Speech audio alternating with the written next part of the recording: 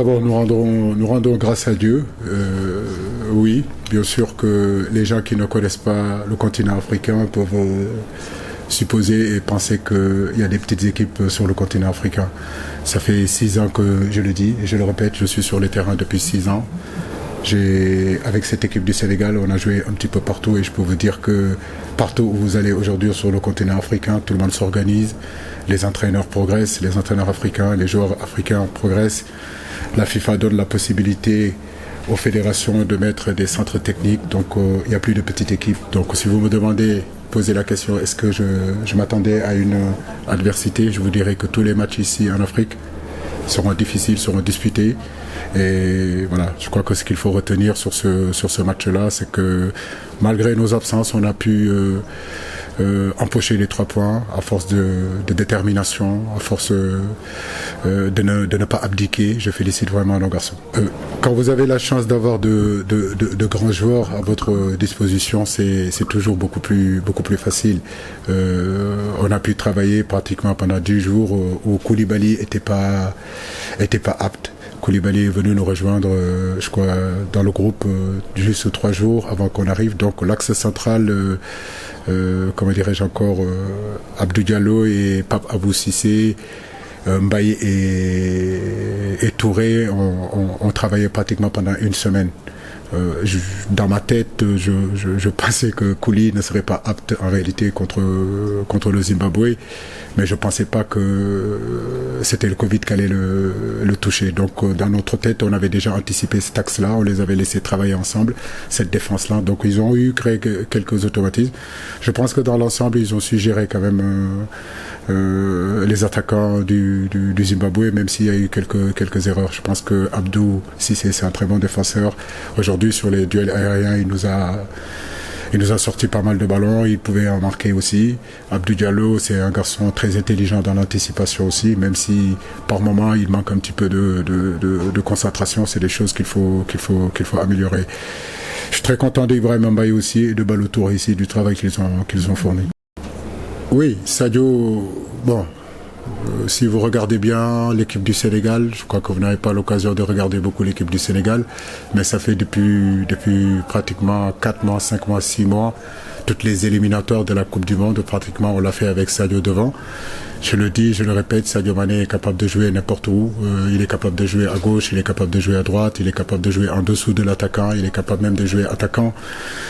C'est ça aussi, cette polyvalence qu'on a en fin de match. On avait besoin un petit peu de percussion sur les côtés, on l'a décalé sur le côté.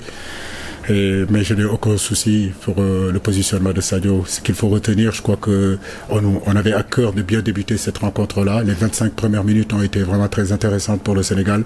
Je pense qu'on aurait pu capitaliser, être un peu plus efficace, marquer pour justement se mettre un petit peu plus à l'aise. Ça n'a pas été le cas. Et quand vous avez vos temps forts pendant 20 minutes, 25 minutes, vous ne marquez pas forcément en deuxième période. L'adversaire revient aussi parce que voilà, vous leur donnez la possibilité de sortir la tête de l'eau.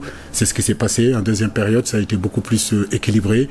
Mais comme je vous le dis, dans cette deuxième période-là, je loue l'abnégation, la détermination de nos garçons qui n'ont jamais laissé, qui n'ont rien lâché, qui ont continué à batailler, qui ont continué à se battre jusqu'à, on a eu ce penalty-là et le gagner. Non, il y a eu de très bonnes choses sur le match d'aujourd'hui. Maintenant, comme je dis, il faut continuer à travailler. C'est une nouvelle charnière. Ce qu'il faut retenir quand tu es défenseur, c'est que tu n'as pas pris de but. Et quand tu es défenseur et que tu n'encaisses pas de but, mentalement et moralement, c'est bien. J'ai été défenseur, je sais de quoi je parle. Mais je veux dire, il faut continuer à travailler. Les automatismes ne se feront pas du jour au lendemain. Ça, on en est conscient. Mais c'est des joueurs de haut niveau qui sont capables aussi de s'adapter. On va continuer à travailler. J'aime pas trop, Thierno, parler des individualités. Je crois qu'aujourd'hui, nous, on veut parler collectif. Voilà, donc Sadio Mané fait partie d'un collectif et ce collectif s'appelle l'équipe du Sénégal. Sadio Mané porte l'équipe le porte aussi. Je pense que ce qui est important aujourd'hui, c'est qu'il s'épanouit dans cette équipe. Et aujourd'hui, il pouvait marquer beaucoup plus que ça c'est clair et net. Mais c'est lui qui nous marque le penalty. Il a été dans tous les bons coups. Et ça, c'est à valoriser aussi. C'est un garçon qu'il faut protéger, je ne le dirai jamais assez. La CAN, il est très motivé, il est ici, il a envie de le gagner. L'équipe du Sénégal a envie de le gagner. On prie Dieu qu'il ait la santé, qu'il continue à travailler, qu'il continue à faire les efforts qu'il fait pour l'équipe et que l'équipe aussi continue à faire des efforts pour lui. Et je crois que c'est le chemin qu'il faut prendre pour y aller. Faut pas mettre la pression seulement sur un joueur ou deux joueurs, mais essayer de protéger nos joueurs pour qu'ils puissent être vraiment dans de meilleures positions dans les matchs les plus difficiles. Mais je le félicite, mais je félicite surtout, Thierno, l'ensemble de l'équipe nationale du Sénégal. Alfred Gomis qui est venu nous rejoindre. Loum est arrivé hier. Nous espérons récupérer Bamba aussi et Mam Cham. Je pense que d'ici demain ou après-demain, on aura 2 ou 3 joueurs qui viendront nous rejoindre. La prestation des joueurs qui sont là, comme je l'ai dit, l'équipe du Sénégal aujourd'hui, c'est un groupe. C'est un groupe aujourd'hui de 23, de 24, peut-être même 50 joueurs. Je chemine avec ces joueurs-là depuis pratiquement 5 ans, 6 ans. On enlève d'autres viennent. On essaie de garder de la qualité. Je pense qu'aujourd'hui, tout le monde est prêt à jouer. Je veux les féliciter parce que en n'ayant pas aujourd'hui 5-6 titulaires dans notre équipe et qu'ils ont tenu le coup, ils ont été là, ils ont fait leur job comme il se devait.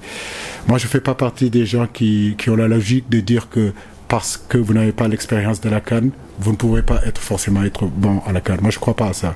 Et j'ai l'impression que des gens il y a eu un débat qui a été posé sur ça. Il part avec 17-18. Je crois que Bakary, c'est toi qui avais écrit ça. Mais rappelle-toi, en 2002, quand on y allait, il y en avait combien qui avaient fait la CAN? Il y en avait peu. Mais ça ne nous a pas empêché d'aller en finale. Je crois que ce qui est important véritablement, c'est l'abnégation, la détermination, l'envie de venir mouiller le maillot et surtout les qualités des joueurs. Après, l'expérience, c'est avec le temps. Voilà, Koulibaly, quand il venait, il n'a jamais fait sa CAN. Donc, je pense que ce qui est important aujourd'hui, c'est tirer dans le projet où nous sommes et que chacun essaye de travailler pour contribuer au développement de l'équipe.